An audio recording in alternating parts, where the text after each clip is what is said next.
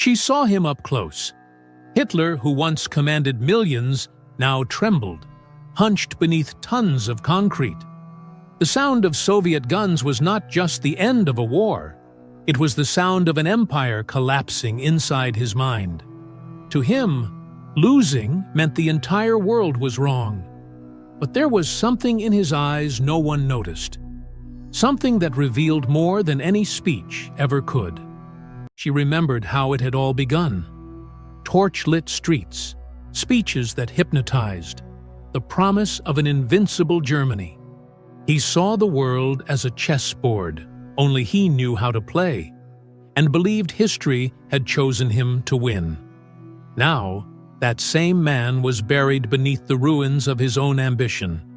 A damp bunker, walls as thick as medieval fortresses, yet powerless to block the sound of the guns. People inside moved like shadows, each carrying their own fear. Some still spoke of escape. Others knew death was all that remained. He no longer saw allies, only potential traitors. To him, defeat didn't come from outside, but from within, from every man who dared think differently. She realized that, in his mind, the fall of the Reich was not a national tragedy. It was a personal betrayal, and that's where the story holds a detail that is rarely told. She witnessed what felt like a misplaced ritual, almost absurd against the backdrop of destruction. On April 29th, with the city collapsing above, Hitler and Eva Braun were married in a brief civil ceremony in the bunker's conference room. The walls shook when a nearby blast struck the concrete. The bride wore a dark blue dress, chosen more out of necessity than taste, and there were no flowers, no music, no smiles. She saw in the faces around her that no one viewed this as a beginning, but as a symbolic closure. His gaze held no trace of romance. It was the look of a man formalizing the last act of control he still possessed. Eva had defied Hitler weeks earlier, traveling by train from Berchtesgaden to Berlin, determined to be by his side at the end, even against his orders. She tried to maintain small routines, serving coffee, engaging in light conversation, as if this could delay the feeling of inevitable collapse. But in private conversations, which she could not hear, there was a distinct weight, the certainty that everything built was crumbling not from external enemies, but from internal betrayals. After the ceremony, they withdrew to the private study. She learned that inside, they dictated their political and personal testaments. He used those pages to blame others for Germany's destruction, absolving himself of responsibility, reinforcing his narrative of a betrayed destiny. Outside, the sounds of bombardment and reports from the front confirmed the city would not last much longer. Inside that space, the marriage did not seal a life together, but a final pact of shared death. We're getting very close to reaching our next subscriber milestone, and once we get there, we'll release a special video on a topic we've never explored in such depth here on the channel. If you enjoy diving into stories and details most people overlook, subscribe now and help us turn this milestone into reality. The early hours of April 30th brought a bombardment closer and more relentless than any day before. The bunker's thick concrete, no matter how solid, transmitted each impact like a blunt blow to the thin air. She saw Hitler wake earlier than usual, without the nervous energy of previous days. His face was swollen, his skin paler, and his once fixed, calculating gaze wandered as if searching for something that was no longer there. Reports coming through the radio painted a portrait of collapse. Berlin's defenses breaking into street fighting, the Brandenburg Gate lost, and ammunition left for, at most, 2 more days. For him, these were not just military updates. They were confirmations that his destiny was no longer his own. Inside the bunker, conversations grew increasingly fragmented. Some officers still spoke of breaking through Soviet lines to escape, but most understood this was fiction. She noticed Hitler withdrawing, not only physically into his study, but into a closed loop of thought where everyone around him became a potential culprit. Himmler's betrayal, received hours earlier, had eroded the last trace of trust. It was as if his inner circle mirrored the Reich's collapse in miniature. Broken loyalties, personal ambitions, shattered promises. With each new update, she felt the air grow heavier, not from the dust and smoke seeping through the walls, but from the collective realization that each minute was pushing them toward a point of no return. Around 2:30 in the afternoon, Hitler summoned what remained of his inner circle for one final meeting in the conference room. She was there, observing the heavy atmosphere, where everyone avoided making direct eye contact. About 20 people gathered: secretaries, aides, officers, bodyguards. The scene resembled a wake more than a war council. Pale and visibly weakened, he distributed cyanide capsules, stating they were to avoid capture by the Soviets, who, according to him, would turn any survivor into a tool of propaganda. The gesture was not merely practical, it was symbolic. It was the last time he exerted authority over those exhausted faces. After this meeting, he withdrew with Eva to his private study. The doors closed, and the hallway fell into tense silence, broken only by occasional footsteps and the distant rumble of explosions. For her, each passing minute carried a growing weight, as if the very structure of the bunker knew the space was about to become a mausoleum. As she waited, she imagined what was happening inside. Final conversations, likely without tears, only the mutual confirmation of a decision they had already made. Outside, Joseph Goebbels paced back and forth, unable to stand still, while Magda sat motionless, staring at a fixed point. The tension came not only from what was about to happen, but from the knowledge that, after this moment, the outside world would no longer exist for them. Shortly after 3:30 in the afternoon, Hitler and Eva disappeared for the last time behind the heavy door of his study. The hallway fell into absolute silence, so deep that even the distant sound of explosions seemed to fade away. She, standing just a few meters away, sensed that the air felt heavier, as if every particle carried the weight of an inevitable moment. Conversations stopped. Even footsteps became rare. Goebbels continued pacing back and forth, hands clenched, while some members of the staff kept their eyes fixed on the floor, avoiding facing reality. For about half an hour, there was no sign of movement inside. Then, a distinct smell began to seep into the corridor. A metallic trace mixed with gunpowder. Heinz Linge, Hitler's valet, was the first to notice. He approached the door, knocked lightly, but there was no answer. When they entered, they found Hitler seated on the sofa, the pistol still near his hand, and Eva beside him, motionless, her lips faintly blue from cyanide. The scene was not dramatic in a theatrical sense. There were no grand gestures, only the cold finality of a conclusion long foreseen. For her, watching the bodies being taken away, it was not just the death of a man and his companion, but the physical collapse of an entire worldview built on obsession, paranoia, and calculated violence. Right after confirming the deaths, the operation to destroy the bodies began almost mechanically, but under extreme risk. The Chancellery Garden lay in ruins, exposed to Soviet machine gun and mortar fire. She watched as the aides wrapped the bodies in blankets and hurried them through the hatch to the outside. The silence inside the bunker gave way to the muffled sound of boots rushing down the corridor and short, sharp commands. Outside, the scene was desolate: shattered trees, craters carved by bombardment, and smoke hanging thick in the air like a heavy shroud. The bodies were laid side by side in a shallow depression in the ground, doused with cans of gasoline. Otto Günsche, Hitler's personal adjutant, oversaw each step.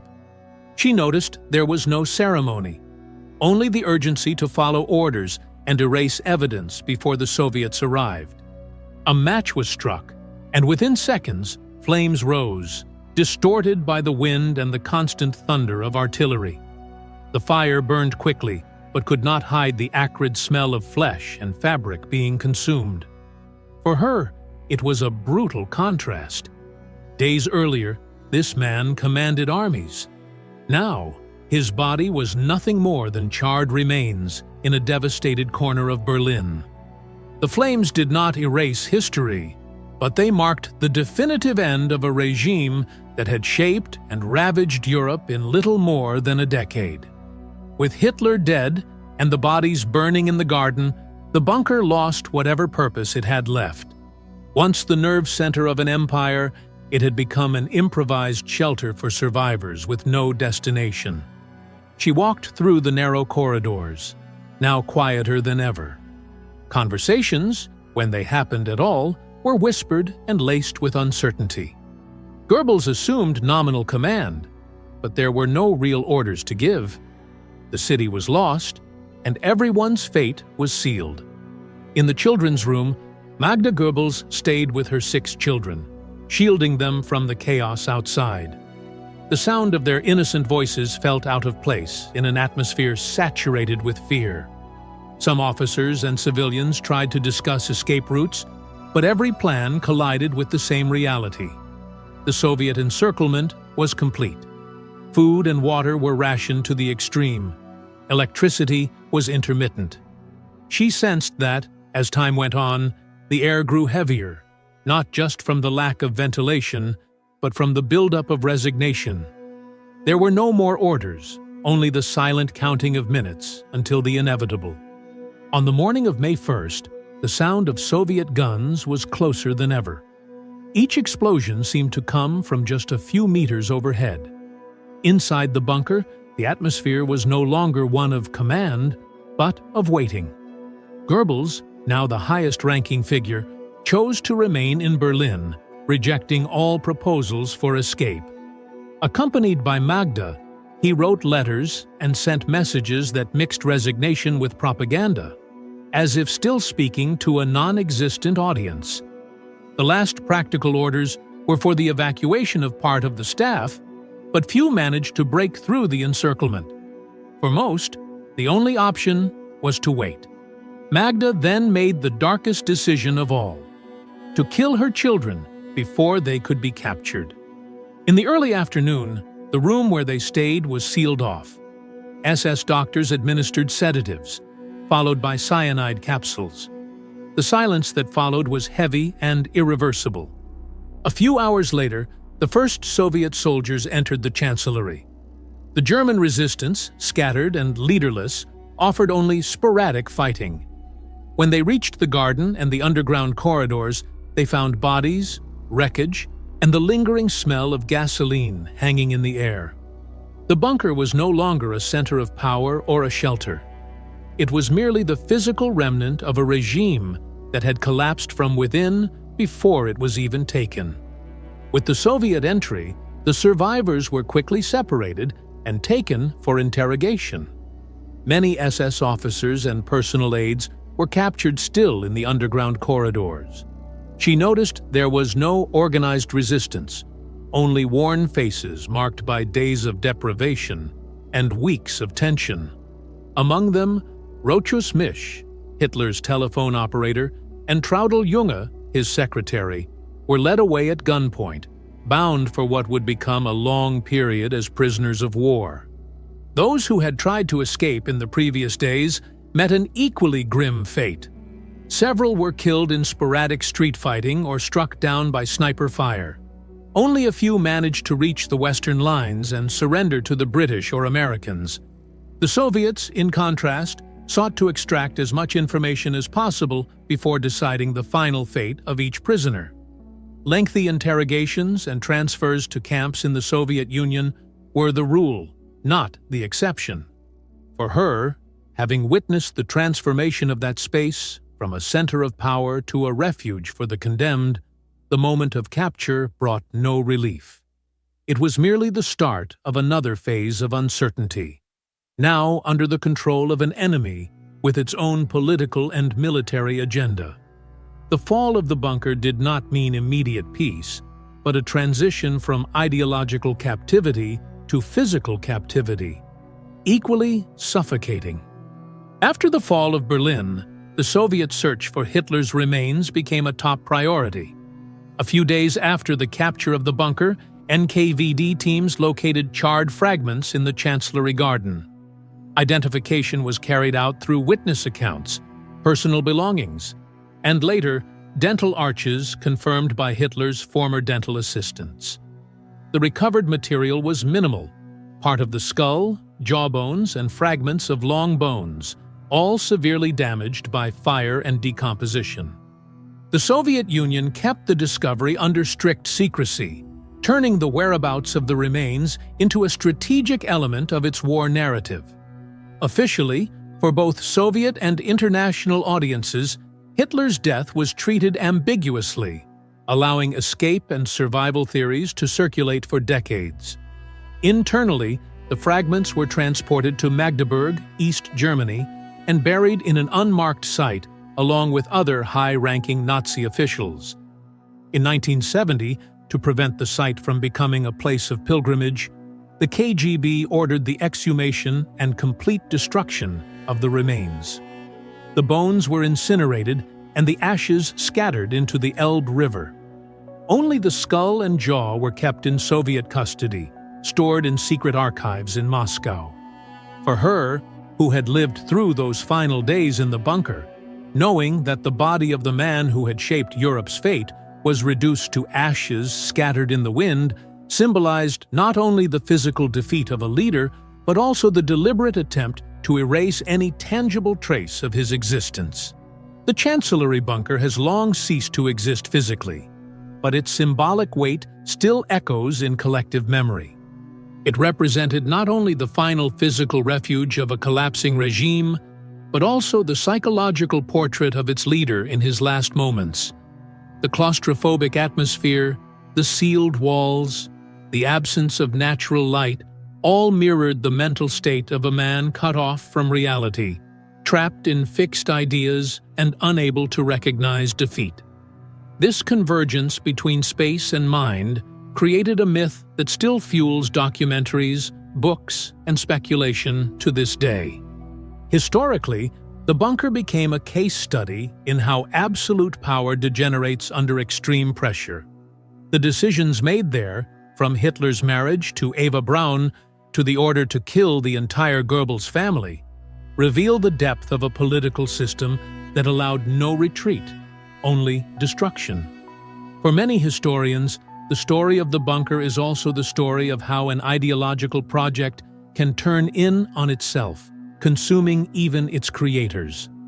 Psychologically, the space came to symbolize what happens when a leader, deprived of outside perspectives and surrounded only by loyal voices, descends into paranoia and fatalism. For her, who witnessed those days, the bunker was not just a place of death, but a mirror of the regime itself. Built to protect, it ended up serving as a prison and, ultimately, as a tomb. Its lesson remains: isolation in power does not preserve leaders. It only hastens collapse. The story of the last days in the Chancellery bunker is not just a record of the end of a regime, it is also a study of how absolute power isolates, distorts perception, and inevitably leads to collapse. Those concrete walls housed decisions that changed the face of Europe, but they also exposed the human fragility behind rhetoric and propaganda. In the underground of Berlin, the Third Reich was not only defeated by the weapons of its enemies, but by the weight of the very illusions that sustained its leader and followers. The silence that followed the fall of the bunker echoes as a historical warning. Governments and leaders who close themselves off from the outside world, refusing to accept reality, repeat the same cycle of isolation, radicalization, and ruin. The memory of that dark space serves as a reminder that the line between leadership and self-destruction is thin. and that the persistent denial of reality is, in itself, a political death sentence. In the end, the bunker was not merely Hitler's physical tomb. It was the symbol of the ultimate fate of any power built on fear, lies, and destruction. A place designed to protect ultimately revealed, with relentless clarity, that no shelter is enough for those who lock themselves inside their own downfall. Subscribe to the channel now to gain a deeper understanding of the real context of that era. And keep exploring by watching the video on your screen right now. There, you'll uncover decisive details that shaped that historical period.